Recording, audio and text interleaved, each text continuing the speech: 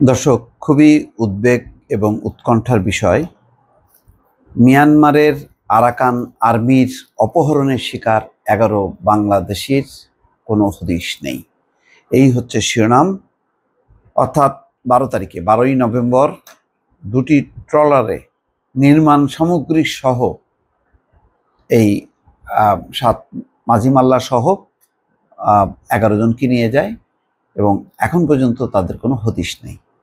এর একটি কারণ আছে।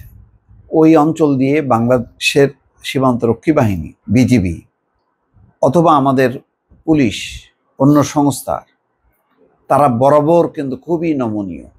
তাদেরকে আশ্রয় দিচ্ছে আরাকান আর্মি বা সরকারি বাহিনীর লোকজনকে। তারা যখন বিপদে পড়ে আসছে তাদেরকে আশ্রয় দিচ্ছে, তাদেরকে আবার নিরাপদে তাদেরকে পৌঁছে দিচ্ছে, সব কিছু হচ্ছে। কিন্তু আমাদের নাগরিকরা নিরাপদ না। তারা মাছ ধরতে পারছে না, তারা কৃষিকাজ করতে পারছে না, অপহরণের শিকার হচ্ছে দফায় দফায়। গত 1-2 মাসের মধ্যে অন্তত 3 দফা এই পরিস্থিতির শিকার হয়েছে। কেউ ফিরতে পেরেছে, আবার অনেকে ফিরতে পারেনি। যেমন এই 11 জন এখনো পর্যন্ত কোনো খবর নেই।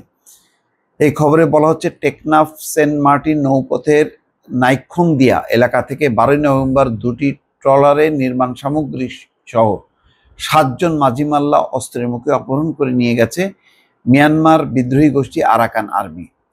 পরদিন 13ই নভেম্বর আবার 5 জেলেকে, তাহলে 7 জন আর 5 জন, এই 11-12 জন, তার মধ্যে একজন ইতিমধ্যে মারা গেছে। পরদিন 13ই নভেম্বর আবার 5 জেলেকে আরাকান আর্মি উখিয়ার নাফ নদী সীমান্তে মাছ ধরার সময় ধরে নিয়ে গেছে। এর মধ্যে একজনের মরদেহ উদ্ধার হলেও এখনও হদিস নেই অপর 4 জনের।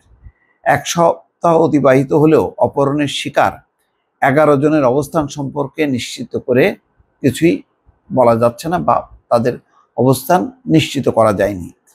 কক্সবাজারের টেকনাফের শাহপরী দ্বীপের বিপরীতে মিয়ানমারের এলাকাটির নাম নলবন্যা। ওই এলাকার মংড়ু শহরের সঙ্গে নাফ নদীর সংযোগ খালটির নাম বাগগুনা।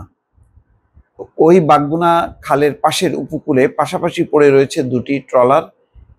পাশে পড়ে আছে নির্মাণ সামগ্রী, রড, সিমেন্ট ও বালি। মিয়ানমারের আকিয়া শহরের অবস্থানরত একটি আন্তর্জাতিক সংস্থার এক কর্মকর্তা ছবিটি পাঠিয়েছে। তিনি জানিয়েছেন মাঠ পর্যায়ের কর্মীদের মাধ্যমে ছবিটি সংগ্রহ করেছেন। ওই দুটি সেন্ট মার্টিনগামী নির্মাণ সামগ্রী বোঝাই ট্রলার। ধারণা করা হচ্ছে 12ই নভেম্বর টেকনাফ থেকে অপহরণ হওয়া 7 মাঝিমাল্লা ওই দুটি ট্রলারেই সেন্ট মার্টিন যাচ্ছিলেন। টেকনাফ 2 বিজিবির ব্যাটালিয়ন অধিনায়ক লেফটেন্যান্ট কর্নেল মহিউদ্দিন আহমেদ বলছেন, ইতিমধ্যে আরাকান আর্মির পক্ষে 12ই নভেম্বর দুটি ট্রলার সহ 7 মাঝিমাল্লাকে ধরে নিয়ে যাওয়ার বিষয়টি অস্বীকার করা হয়েছে। তিনি বলছেন, আরাকান আর্মি জানিয়েছে নাফ নদী থেকে নির্মাণ সামগ্রী বোঝাই দুটি ট্রলার সহ কাউকে তারা আটক করেনি। তারপরও আরাকান আর্মি সহ ওপারের সংশ্লিষ্টদের সঙ্গে আলোচনা চলছে। ফলে এই নিয়ে ধূম্রজাল সৃষ্টি হয়েছে। এদিকে সেন্ট মার্টিন দ্বীপে নির্মাণ সামগ্রী নেওয়া নিষিদ্ধ রয়েছে। সেন্ট মার্টিনের কথা বলে এই নির্মাণ সামগ্রী মিয়ানমারে পাচারের অভিযোগ উঠেছে। তবে ওই ট্রলারের মালিক ও Teknaf Saint Martin service trawler মালিক সমিতির সভাপতি আব্দুর রশিদ অভিযোগ অস্বীকার করেছেন। তিনি বলছেন, তার মালিকানাধীন এসবি রাসেল ও আব্দুর রবের মালিকানাধীন এসবি ফারুক নামের দুটি সার্ভিস ট্রলার রড, বালু ও সিমেন্ট বোঝাই করে সেন্ট মার্টিনে নেওয়ার সময় 12ই নভেম্বর দুপুরে নাইক্ষুংদিয়া এলাকা থেকে অস্ত্রের বুকে নিয়ে গেছে আরাকান আর্মির সদস্যরা।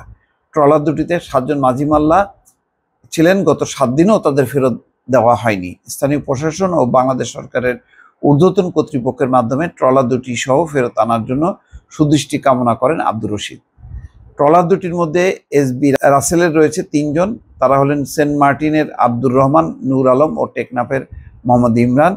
এসবি ফারুকে রয়েছে 4 জন। তারা হলেন মোস্তাক আহমেদ, ফাইজুর রহমান, টেকনাফের মোহাম্মদ আরমান ও মোহাম্মদ সাদেক। অপরদিকে 13ই নভেম্বর উখিয়ার নাফ নদী সীমান্ত থেকে মাছ ধরার সময় 5 জেলেকে আরাকান আর্মি ধরে নিয়ে যাওয়ার পর ওই দলের সৈয়দুল বশর নামের এক জেলের মরদেহ নাফ নদীতে ভাসমান অবস্থায় 16ই নভেম্বর উদ্ধার করা হয়। তবে এখনও হদিশ নেই অপর 4 জনের। নিহত সৈয়দুল পালংখালী ইউনিয়নের আঞ্জুমান পাড়ার মৃত মোহাম্মদ হোসেনের ছেলে। নিখোঁজ অপর চারজন হলেন পূর্ব ফরিয়াবিল এলাকার মঞ্জুর আলমের ছেলে মোহাম্মদ ইউসুফ, নূর মোহাম্মদের ছেলে লুৎফর রহমান, জিয়াবিল হকের ছেলে সাইফুল ইসলাম এবং মোহাম্মদ আবদুল্লাহ ছেলে মোহাম্মদ ইউসুফ জালাল। যাই হোক, পুরো ওই অঞ্চলে ব্যাপার হচ্ছে যে আমাদের সীমান্তরক্ষী বাহিনী যারা আছে তারা এত বেশি নমনীয়, এত বেশি সবসময় উদারতা প্রদর্শন করে, তাদেরকে আরাকান আর্মি বা তাদের সরকারি বাহিনী কেউ আর তোয়াক্কা করছে না। এবং একটার পর একটা যখন কি ঘটনা ঘটছে তখন তাদের সাহস বেড়ে যাচ্ছে। ফলে বাংলাদেশ সীমানার মধ্যেও বাংলাদেশি জেলেরা, বাংলাদেশি কোনো ট্রলার এবং তার মাঝি মাল্লা কেউ নিরাপদ না, এমন একটি সন্ত্রস্ত অবস্থা তৈরি হয়েছে শুধুমাত্র আমাদের দুর্বলতার কারণে। কেননা আমরা যখন তারা আমাদেরকে আটক করছে, আমাদের অঞ্চলের মানুষদেরকে, আমরা শক্তভাবে কিন্তু পাল্টা কোনো জবাব দিচ্ছি না, অথচ ওই অঞ্চল কিন্তু খুবই বিপর্যস্ত অবস্থা, সবসময় যুদ্ধ বিগ্রহের মধ্যে আছে। সেখানে আমরা আমাদের সম্মিলিত একটা যে শক্তি, সেই শক্তিটা আমরা দেখাতে পারছি না। না দেখানোর কারণে তারা এই দুর্বলতার সুযোগ নিয়ে বারবার কিন্তু আমাদের লোকজনের উপর, মাঝি মাল্লা জেলে সবার উপর কিন্তু চড়াও হচ্ছে। দর্শক ভালো থাকবেন, আল্লাহ হাফেজ।